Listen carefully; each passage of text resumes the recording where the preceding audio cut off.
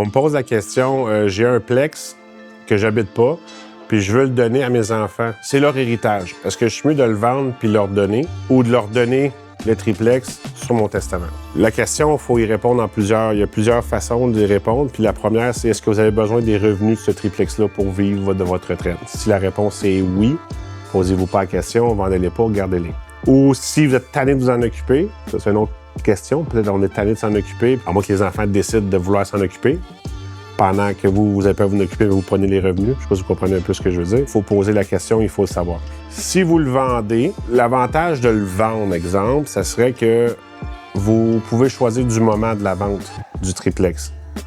Donc, si vous le vendez dans une année où vous n'avez pas beaucoup de revenus, bien, il va y avoir un peu moins d'impôts à payer. Versus si on attend au décès.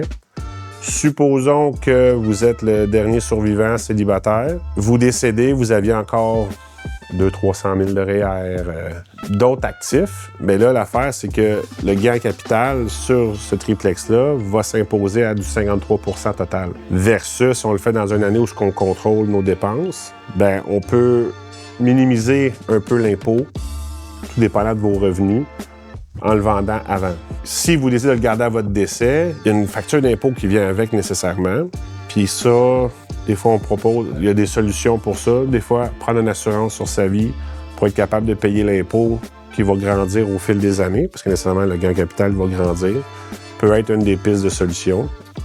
Sinon, bien, ils le vendent, le gouvernement ramasse son argent, puis après ça, ce qui reste, vous le séparez entre vos enfants. Ça s'évalue, ça se calcule, en fait, qu'est-ce qui peut être la meilleure avenue. Mais avant le calcul, il faut savoir ce que ça vous tente de vous en occuper encore? Avez-vous besoin des revenus? Vos enfants veulent s'en occuper leur vie durant? Il y a un paquet de questions à savoir.